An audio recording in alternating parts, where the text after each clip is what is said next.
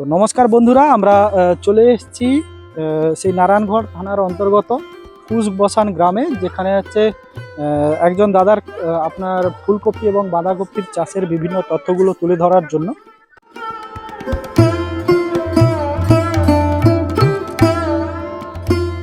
কিভাবে উনি তৈরি করছেন বা চাষবাস কেমনভাবে করেন, বা কোন কোন ঔষধগুলো ফুলকপি বা বাঁধাকপি চাষের জন্য কোন কোন ঔষধগুলো প্রয়োগ করেন,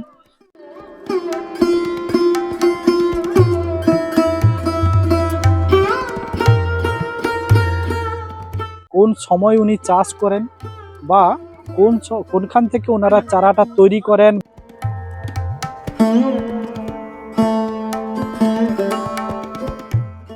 জল সেচ কখন করেন, বা কোন কোন সার বা ঔষধগুলো দেন, তার বিভিন্ন তথ্যগুলো এই ভিডিওর মাধ্যমে পাবেন। এখনো পর্যন্ত যারা চ্যানেলটিকে এখনো পর্যন্ত সাবস্ক্রাইব করেননি তাদের অতি অবশ্যই বলবো চ্যানেলটিকে সাবস্ক্রাইব করে রাখুন, যাতে এই কৃষিকাজ সম্বন্ধীয় বিভিন্ন তথ্য, সেটা ছাগল চাষ হতে পারে, হাঁস মুরগির চাষ হতে পারে, বা বিভিন্ন ধরনের ফলের চাষ, ফুলের চাষ, ড্রাগন বা বিভিন্ন ধরনের ফুলের চাষ, তো সেই তথ্যগুলো পেতে অতি অবশ্যই চ্যানেলটিকে সাবস্ক্রাইব করুন। চলুন শুরু করা যাক আজকের ভিডিওটি।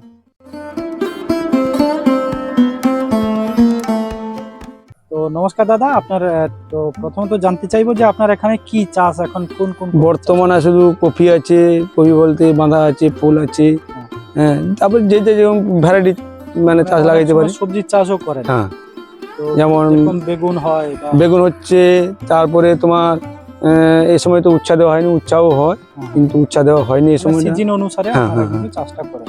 শশা করা হয়, পেয়ারা আছে, এরকম মোটামুটি বিভিন্ন ভ্যারাইটি চাষ আছে। তো প্রথমত যে আপনার এখনকার যে কফি চাষ, সেটা কত জায়গা জুড়ে আছে? এখন বর্তমান ধরুন না বিঘা 1.5 মতো আছে। শুধুমাত্র ফুলকপি, বাঁধাকপি? ফুল আর বাঁধাকপি। তো কেমন কি মানে কোন সময় লাগানোটা শুরু করেছিলেন? লাগানোটা শুরু হয়েছে ধরো না তোমার 8 থেকে, তারপরে এই যে মাল বানানো হয়েছে। তো এটা কতবার তুললেন এই ফুলকপি? এটা তোলা যে প্রথম স্টেজ। হ্যাঁ, এরপরে বেগুন হবে ভাবছি। মানে একটা সিজনে কি কফি একবারই তুলে? একবারে। না, অনেকে যেটা দুবার তুলে, অনেকে আছে। হ্যাঁ, আচ্ছা।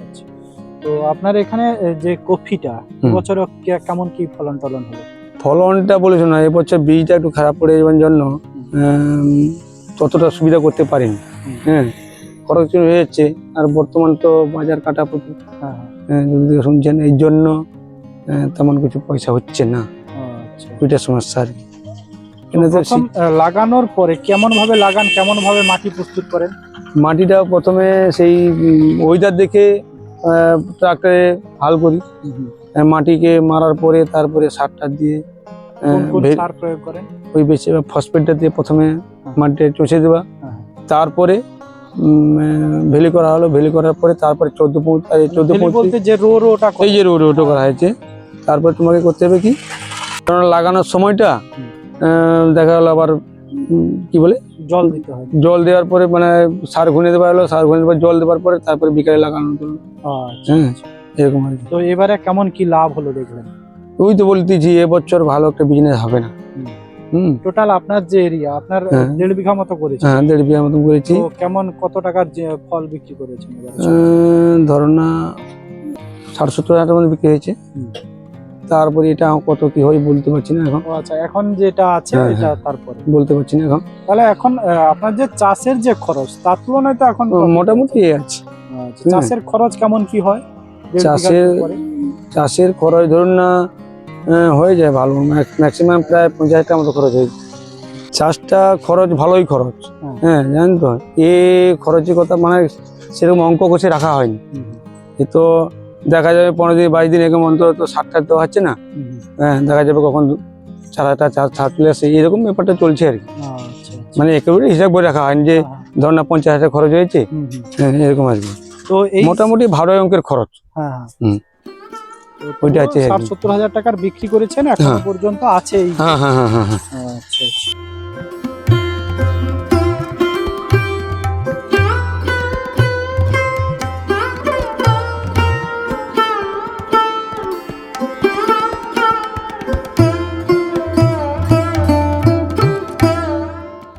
আপনাদের এখান থেকে কফি কোথায় যায়? আপনার কফিটা যাচ্ছে বলছো না, জালদা যাচ্ছে, মঙ্গলা মারু, সেদিকে মানে কাঁথিও যাচ্ছি।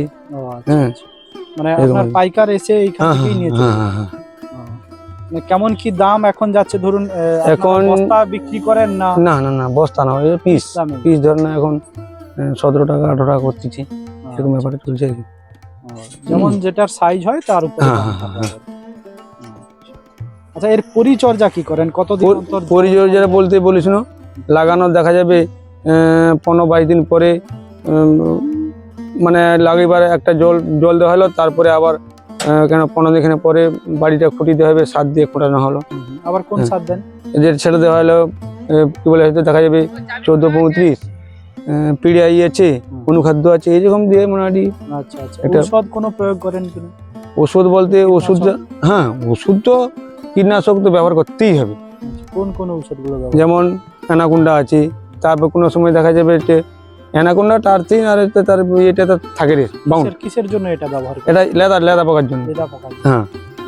আচ্ছা, আচ্ছা, আর এই মূলত কপির রোগটা হচ্ছে লেদারের জোর। হ্যাঁ হ্যাঁ। আর এই সময়টা বাঁধাকপিতে প্রচুর পরিমাণে হ্যাঁ হ্যাঁ লেদাটা হ্যাঁ আছে আর কি। হ্যাঁ, ওই জন্য এটা ইয়ে করা হয় আর কি। আপনার এলাকায় মাটির জন্য যে বিভিন্ন ধরনের সবজি চাষ হচ্ছে না আপনাদের যে না, মাটির জন্য তো বটে, মাটিটাকে নিজেরা একটু তদবির ঠিক মতো করতে পারলে হ্যাঁ। ঠিক ফলন পেয়ে যায়, না হলে কিন্তু সমস্যা। সারা দিন আপনারা কাজ করতে হ্যাঁ আছেন? হ্যাঁ, মাঠে থাকতেই হবে। ও, তাহলে বিভিন্ন ধরনের কাজকর্ম, হ্যাঁ। যে এটা এই সবজিটা উঠে গেলে আবার একটা সবজি হ্যাঁ। হবে, সবজি চাষের সঙ্গে আপনারা যুক্ত আছেন। এর জন্য সবসময় যা পড়ে থাকি বলেই তো আমাদের চাষবাসটা ঠিকঠাক হয়। আচ্ছা, আপনার না। আর অন্য কোনো বিজনেস আছে না? না না, শুধুমাত্র আমার আর কিছু না, একমাত্র এই ধান চাষ টুকটাক আছে, হ্যাঁ। না হলে সবজি চাষটাই বেশি। মানে ধান চাষের থেকে আপনাদের এলাকায় বেশি সবজি চাষের সবজি উপরে ডিপেন্ড হ্যাঁ। করে। আচ্ছা আচ্ছা, তাহলে বিভিন্ন ধরনের সবজি পর হ্যাঁ। পর পর পর করছেন। পরপর আইটেম মানে বার করতে হয় আর কি। হ্যাঁ। যেমন এবার আপনাকে শশা দেবো, আচ্ছা, হ্যাঁ কি বলে কুমড়ো দেওয়া হয়েছে, হ্যাঁ হ্যাঁ, এরকম ব্যাপারে চলছে আর কি, মানে লাগাতার আছে করতেই আমার। আছেন। সবজি চাষের উপরেই চেঞ্জ করে চেঞ্জ করে এই মাঠে দেখা যাবে, এরপরে তো উচ্ছাস দিতে পারি, বা এই বলি না বেগুন দেবো, আচ্ছা, কেন বলি এই যে সারটা থাকে যে হুম। তাকে তো বেগুনটা পুঁতে দিলে প্রথমত কাজে সার দিতে- কাজেটা লেগে হ্যাঁ, যাবে। সারটা প্রথমত সে খাবে, তারপরে দেওয়া হবে অনেকদিন, দেখা যাবে 1-1.5 মাস পরে আবার সার খাবিল খাওয়া যাবে, হুম, হুম। তাতে আমাদের খরচটা অনেক কম হয়েছে। কমে গিয়ে ওই জন্য মানে চেঞ্জ করে চেষ্টা করতে হয়। বিভিন্ন অর্থনীতিটা ডিপেন্ড করছে আপনাদের প্রধানত সবজি চাষে। হ্যাঁ হ্যাঁ হ্যাঁ হ্যাঁ হ্যাঁ। আচ্ছা, বন্ধুরা দাদার কাছ থেকে অনেক তথ্যই পেলেন যে ফুলকপি বা বাঁধাকপি চাষের জন্য যে বিভিন্ন মৃত্তিকা কিভাবে আমরা প্রস্তুত করতে পারি বা কোন কোন ঔষধগুলো আমরা প্রয়োগ করি, তো সেই সমস্ত তথ্যগুলো দাদার কাছে তুলে ধরলাম। আশা করি ভিডিওটি ভালো লাগলো। তো চ্যানেলটিকে এখনো পর্যন্ত যারা সাবস্ক্রাইব করেনি তাদেরকে বলবো চ্যানেলটিকে অবশ্যই সাবস্ক্রাইব করুন, যাতে পরবর্তী ভিডিওর নোটিফিকেশন পেয়ে যান। তো ভিডিওটা এখানেই সমাপ্ত করবো। নমস্কার। নমস্কার দাদা। নমস্কার।